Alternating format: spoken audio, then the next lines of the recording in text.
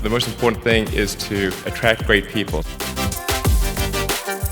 Business continues to grow, more and more people getting it. Be better prepared than everybody. You've got your best chance. I think it's a tremendous time to sell your company. Welcome to the Uncommon Results Show, where we uncover the strategies and tactics to help you and your business grow faster, increase profits, and realize richer exits. Here's your host, Pete Martin.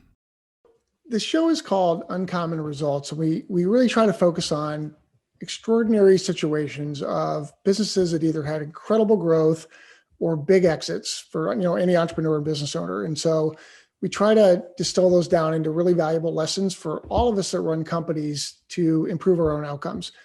So as you look back over the 300 stories you've heard, and maybe you've mentioned a couple here, maybe this Blinds.com was the last one. What are the stories that really stick out to you as just extraordinary? And however you define that in terms of an exit, whether it's price terms, speed, whatever it is, what are the ones that just pop in your brain and go, man, that was a hell of a deal? Yeah, a couple popped to mind. I did an interview recently with a guy named Rob Walling, who built a company called Drip.com, which is a SaaS-based email marketing software. And I think it's indicative of the danger of chasing revenue and the benefit of focusing on building value. Because about 5 days earlier to my interview with Rob, I did a different interview, a company that was generating at the time of their sale $15 million. They were a retailer, and $15 million of revenue. They sold for about 25% of 1 year's revenue, right? So I go into my interview with Rob Walling, and he shares with me that by the time he sold, he had built Drip to $2 million of revenue, right? Like almost 1/10 of the retailer. Yeah. And I said, what did you think it was worth? And he said, based on the offers I was receiving and the interest and the marketplace, I thought it was worth between 9 and 13 times revenue. And he ended up selling it for a big downstroke, a big cash up front, a little earnout that was not tied to earnings. It was tied to the release of a product feature, which he knew he could control because he was a software guy by training. And it's emblematic to me or illustrative to me of the danger of chasing revenue. Like society, we are all, we are socialized, I think, to chase revenue, like the Inc. 5000, the 5,000 fastest growing companies, right? Ernst & Young Entrepreneur of the Year Award, they throw, the biggest companies are always the ones that are most celebrated, the cover of any magazine or newspaper, et cetera. Yet oftentimes what you don't realize is those companies are not necessarily as valued at companies that are much, much smaller. Equally, the people the individuals running those companies have given up so much of their equity to build that size that the remaining founders are, so diluted that in fact they're not actually creating a lot of wealth. So I think there's that's one of the common themes of stuff we do together at Value Builder, but I think that one really pops for me, Rob's exit. Yeah, it's interesting because you hear the stories about WhatsApp and Instagram, right? Who had these multi-billion-dollar exits. I think it was the Instagram story where there's 12 employees and they get acquired by Facebook, and they're in the Facebook, auditorium, and it's just 12 guys going, what the hell just happened, right? We're only 12 guys, but you don't hear the stories like Drip.com that, are the kind of the non-VC backed, just everyday companies that, to your point, just truly just focused on value and got a reward for that, right? Yeah. No, it's true. Another one that comes to mind, and it's just top of mind because I just had a conversation with him earlier this week, is Arik Levy. So Arik has built two really successful businesses. They are in the locker space. They, Whole Foods has their Amazon lockers. Well, sure. Arik has a business. One was called Laundry Locker, where if you wanted your laundry dropped off, you could get it dropped off in one of his. And the other one is called Luxor One, where they do lockers in Manhattan and other apartment buildings, condominium complexes for people who buy online and want their stuff shipped to a locker. So Laundry Locker is his first exit, and he has a one buyer on the table, and he negotiates with the one buyer. They come up with a letter of intent. He then goes through diligence, and during diligence, that buyer starts to winnow down the value of the business in their eyes, and ultimately makes him another offer in the form of retrading down by about 20%. So now he's taking 20% less. He then finds out that the buyer doesn't have the money to buy his company and has to go borrow the money. And so then they go borrow the money, but they can't borrow it all. So then they've got to get Arik to lend some of the money in a vendor financing deal. So now Arik's taking 20% less and having to finance some of the deal, right? Yeah. So that's his first exit. Compare that to his second exit, where he runs it like a process, like the sort of the map that we talk about in the book. And he goes out, starts with 100 or so acquirers in his like long list, winnows it down, gets 5 strategics to offer on the business, plays one off the other, goes through another round of diligence, takes it from 5 down to 3. He then does some more diligence, 3 to 2, ultimate plays the last 2 off of each other. And finally, he gets acquired, agrees to an acquisition offer from a Fortune 500 company called Assa Abloy, their big elevator supplier. And I asked him, what was the difference between, first of all, how much of a difference was there in the first 5 strategic offers that you got? And he said, you know what, they were almost all the same, within, like 10% of one another. And then I said, how much through that process of playing one off the other did you get the offers up from the initial 5 to the final completion? And he said it was about 3x. Wow. In other words, the strategics all came in at about the same. Yeah. And through the process of playing one off the other, he was able to triple the value of his company, not 30% more, but triple. And that's the benefit of having competitive tension. And it's probably one of the biggest mistakes that we see owners make, is falling into the hands or arms, I should say, of a proprietary deal, an acquirer where they're just negotiating with one potential acquirer. And it's almost always a recipe for leaving money on the table, as well as retrading, which is what Arik was succumbed to in his first deal. So that one pops to mind because he had the best of times and the worst of times, all in one sort of guy. That's great. That's great. And one of the questions I was going to ask you, and you just kind of hit on it, is what do you see as one of the biggest mistakes that business owners make when they kind of go through this process? And I think you hit on it, that you fall in love with a buyer for whatever reason, right? It's somebody you picked, somebody you've got a relationship with, whatever. And there is no reason for that buyer then to go up their own deal, right? Because there is no competition. There is no alternative for the seller. And if they know that, in particular, if they know that, right, then they hold the leverage. You don't. Any other kind of common mistakes you see folks make as they kind of go down this process? Yeah, I mean, that's kind of, if there's one theme to the kind of the book, it's really to try to share some of those lessons learned, those hacks. Another one that comes to mind out of gate is the danger of answering the question, what do you want for your company?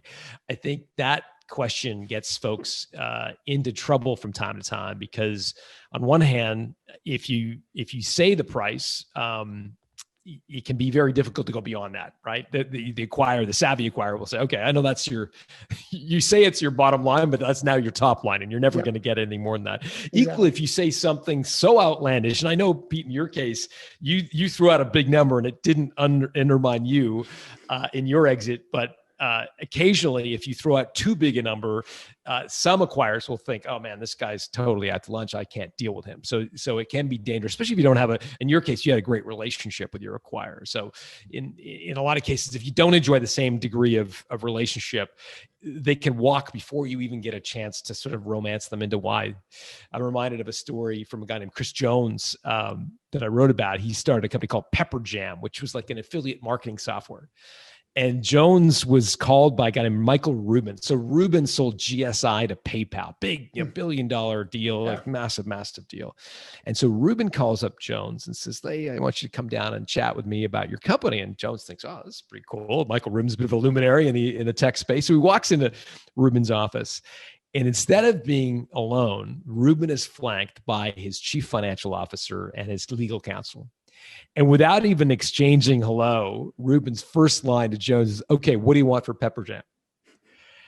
And Chris is like kind of on his back foot saying like, what are you kidding me? Like that's your, and Ruben kind of stayed on the offensive. He said, what do you want for your company? And Jones blurted out a number, and I had a chance to interview him, and he said, if I had it to do over again, I might not have shared that number, because Ruben looked at his lieutenant and said, okay, I think we can get a deal done. Meaning, don't buy the company for a penny more than what he just said. Yeah, for sure. And on they went. So, I mean, Chris had a great exit, and he's gone on to do lots of great stuff. So, we don't need to worry about Chris, but it does indicate to me that the danger of answering that question, and that's one of the most common things that I think acquirers sort of try to get you to answer, that it almost always is a mistake to answer.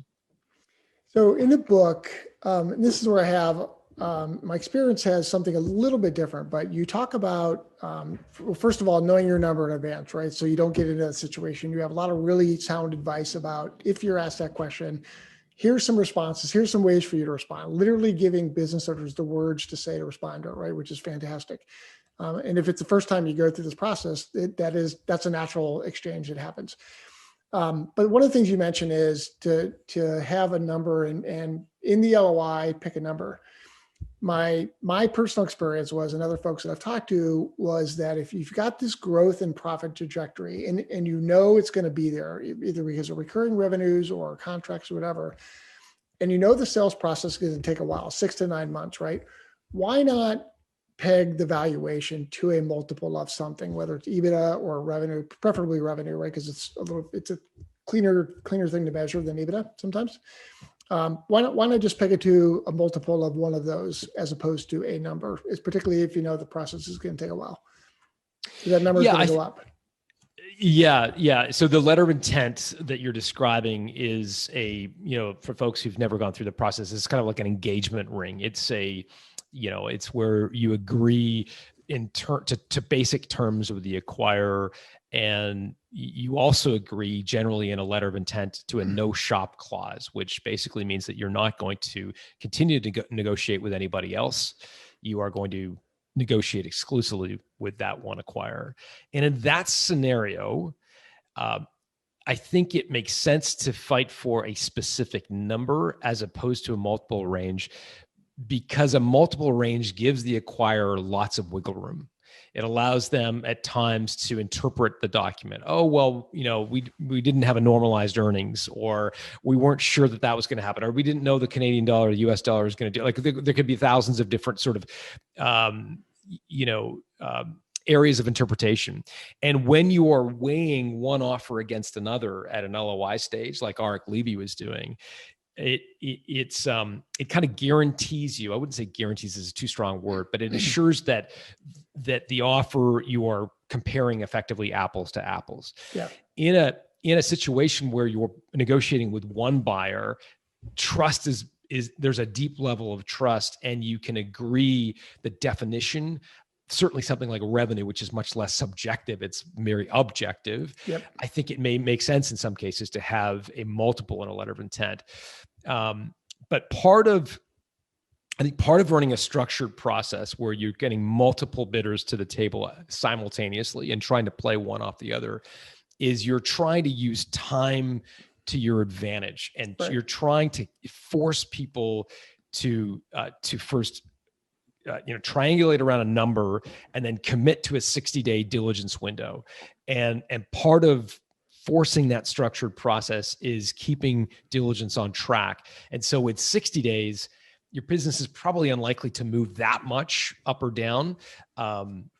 So for some of those reasons, I think it makes sense to try to fight for a hard number. It just minimizes all the subjectivity. One of the big mistakes, and we write about it a lot, is this concept of retrading, right? Where a buyer says, "Look, I'm gonna buy your business for, make up a number, $1 million," and they show up 60 days later at the end of diligence, say, "We're actually only going to buy it for $800,000 because we found something in diligence."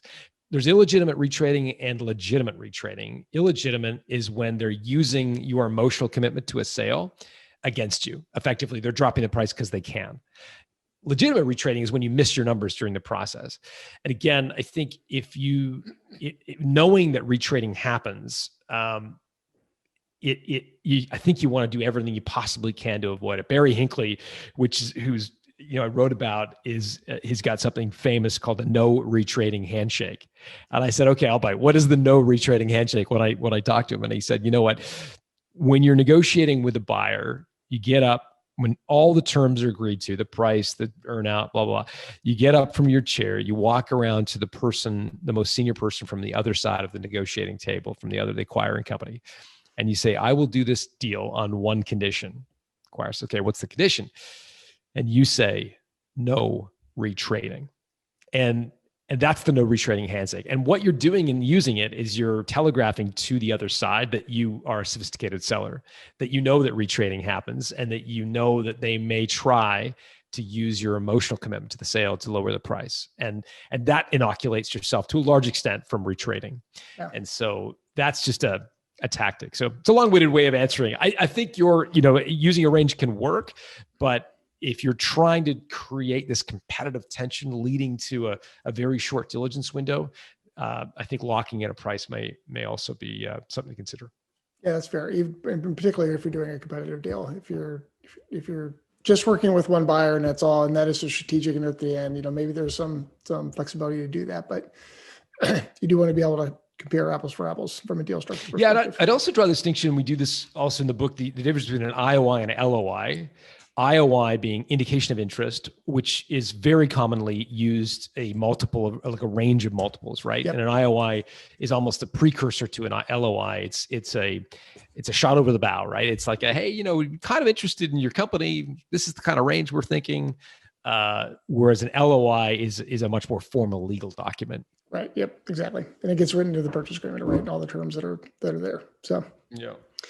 So you have an excerpt here in the book, and I'm going to read it real quickly. And I kind of want your kind of counsel on this. So you said, often we start a business for the sense of freedom that we hope it will give us. Early in your company's life cycle, you have all the freedom you want. You can decide how and where you will work. As it grows over time, your business starts to chip away at that freedom, and you can start to feel imprisoned, both financially and psychologically, by what you've created. Not only might you feel trapped by your business, but it might even feel confined by you too. So I love that. It's towards the end of the book, and it just sums up so much about the journey of an entrepreneur and a business owner. And so my question for you is, if a business owner came to you and said, John, I'm that guy. I feel stuck. I feel trapped in my business. What advice would you give that person? Tell me about the conversation you might go through with them. I'd probably tell him the story of Joey Redner. I mean, Joey, let me tell you the story, and then I'll probably walk you through how I might relay that to them. Joey built Cigar City Brewing. Cigar City is a microbrewery, craft brewery based in Tampa. Joey realized craft beer was growing like leaps and bounds. Sam Adams had created an amazing niche, and he decided to create a craft beer in Tampa. Well, long story short, he borrows $800,000 from his dad, and he builds the first brewing capacity, and he builds this company. And the company's a huge success, right? Like Tampa loves it. He's all the craft beer festivals. It's a huge success. So much so that he runs out of brewing capacity. He's still in hock to his dad for $800,000, but he decides to go double down and borrow money from the SBA. So goes and borrows a few $1 million to build out, expand his brewing capacity. Man, business just continues to grow. More and more people getting it. Now he's exporting the beer all over Florida. So much so that he's run out of brewing capacity. Now he's in hock to his dad and the SBA. And a bank says to him, yeah, sure, we'd be happy to lend you more money to grow this business a third time. Just sign here for the personal guarantee.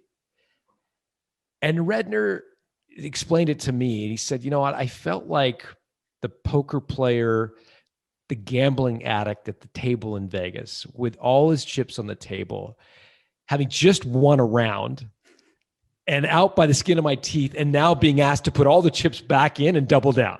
Right. And he said, like, I'd grown a successful business. I'd done everything I wanted to do. And here was the bank asking me to write another personal guarantee to double down again and triple down. And I mean, and he said, enough is enough. And he sold the company And that was the trigger where he sold the company to Oscar Blues, one of the great, craft beer brewer, private equity back. And he couldn't have been happier. He paid back his dad, he paid back the SBA and put a ton of money in his jeans. And he was free at a relatively young age. And so I'd answer that question to go back to your question.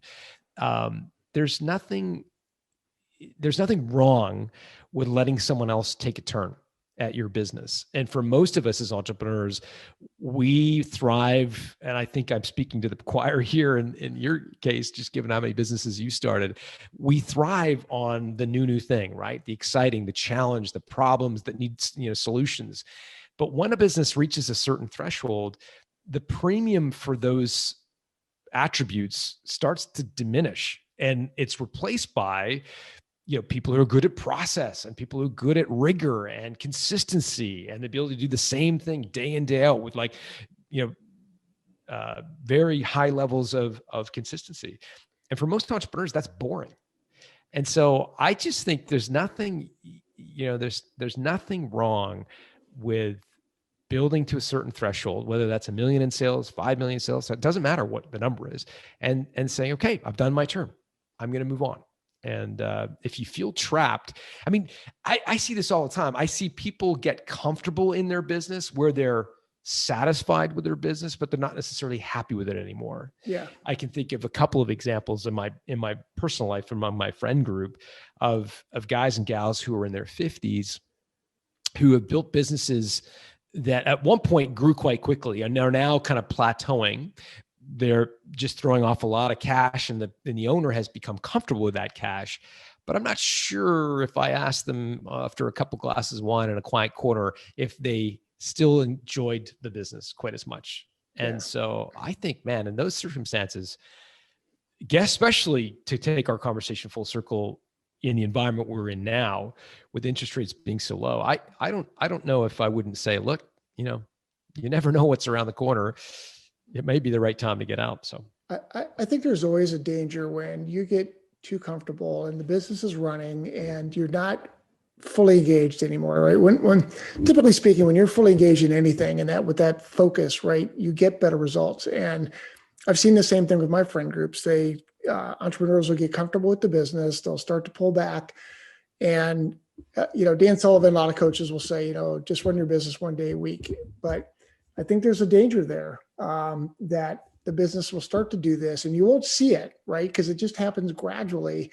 And then by the time you wake up and you start to get a re-engage, you're like, crap, what just happened? Like everything's a mess, right? And so I do think there's this really dangerous period of being able to pull back, detract, feel not trapped, and kind of get to that comfortable position. And then all of a sudden, whether it's external events that force something or you just stop focusing on the business, that the business declines and now you've got a depreciating asset, right? So, as soon as you reach that point of cresting the wave, you're lopping massive amounts of value off your company. As long as you can tell that story that you're on a growth trajectory, that your days ahead are better than the days before, that's going to be an attractive business. But as soon as you start to say, yeah, we sort of crested here, we plateaued for a couple of years, and I think it's now time for me to get out, that's going to be a much, much different valuation conversation than if you can make the case you're growing. And the other thing is, again, you did such an amazing job with your exit, but for most entrepreneurs, in particular service company owners, they are going to have to do an earnout, right? Where there is the average in the US is 3 years, as long as 7 years, I've heard. Wow. So if you're waiting until your business crests and plateaus to sell, you're going to go through your earnout at a period where your business is basically stalled and probably in decline. And it's very difficult to achieve the goals. And they're often stacked. Another guy I interviewed for the Books guy named Rod Drury, who started Xero, which is the cloud-based accounting platform, right? The big Coke Pepsi battle, like with QuickBooks right now. So he got the money to start Xero by creating a company called Aftermail.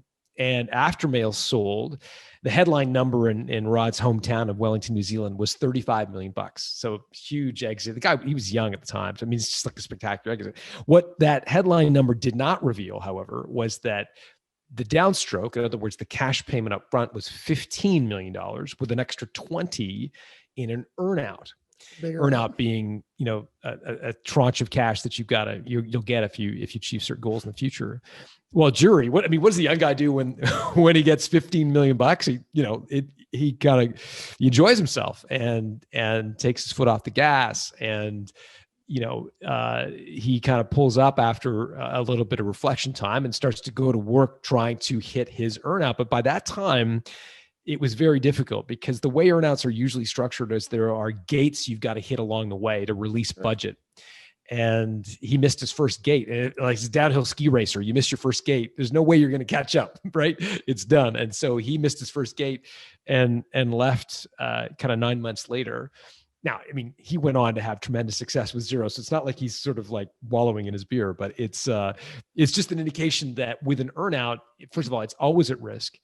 Almost always at risk, I should say. And number two, it's something you want to go into with tremendous energy, enthusiasm, when you're really excited about the future, as opposed to when you're like, oh my God, get me out of here. Because at that point, it's going to be almost impossible. Yeah, for sure. All right, final question. This has been, God, so enlightening for me, and I think for all of our listeners. So my last question for you is, if someone came to you and said, John, I'm thinking of selling my business, what would you tell them to do? Step 1, step 2, step 3? Not necessarily knowing anything really about their situation, whether they're pulling or kind of pushing against from a motivation perspective. Yeah, I want to know why they want to sell. So that does the reason I'd want to know that is like, what are you going to go do? What are you going to do with the money? What are you going to do with your time? What's driving the decision? And so that's probably the first. Spend a little bit of time on that piece and get clarity around that. I think the next step. And again, we're kind of getting into some of the things that we talk about in the book, but this idea of coming up with a strategic rationale to buy your company. Like why? Like what is it that you have that nobody else has? In the case of Jay Steinfeld and Home Depot and the acquisition of Blinds.com, what Jay had figured out is how to sell a complicated hardware product, in his case, blinds, online, because blinds are difficult, right? You got to measure them, you got to install them, customize. It's very complicated. And Home Depot had a problem. At the time, they were a $90 billion company, yet virtually no sales through their website, right? Everything was sold through the store. And they wanted to figure out, how do we get better at selling online, especially complicated products online that people want to touch and feel. And they knew, they'd done the math to know that if people bought on HomeDepot.com, it was wildly more profitable than if they had to send them into a school. Of course. And so in part, Home Depot bought Blinds.com because they wanted the blinds category. They wanted to be number one in blinds. But the second part, again, sort of a hidden reason, is that they wanted to get better and learn his best practices and secrets for selling complicated products, because they could use that across 90 billion worth of revenue. And that was the strategic rationale, the investment thesis, as M&A guys like to talk about. And so I think the second step would be to try to figure out, what's the investment thesis? Like, why would someone want to buy this company, right? And who are the people that would feel that investment thesis most strongly, be most passionately about that investment thesis?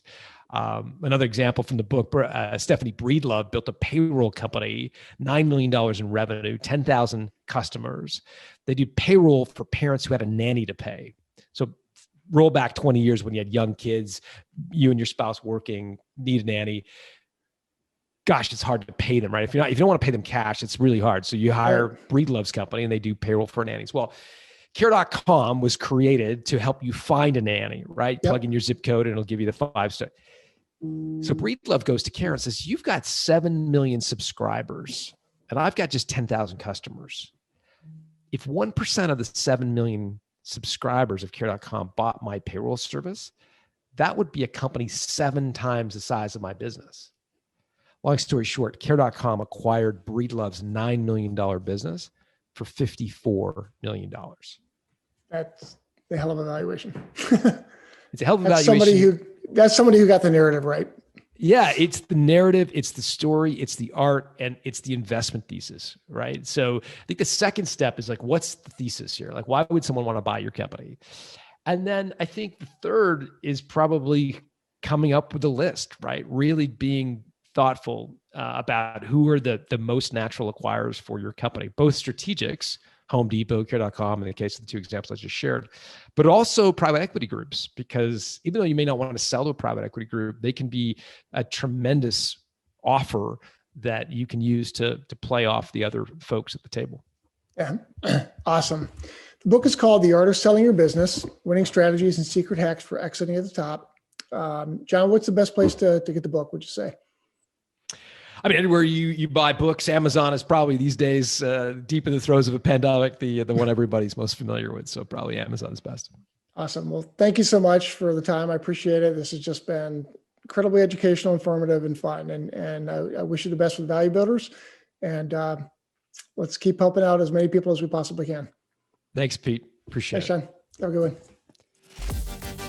Thanks for listening to the Uncommon Results Show. Be sure to click below to subscribe to the show for more lessons on how to grow, scale, and sell your business. Until then, here's to your growth.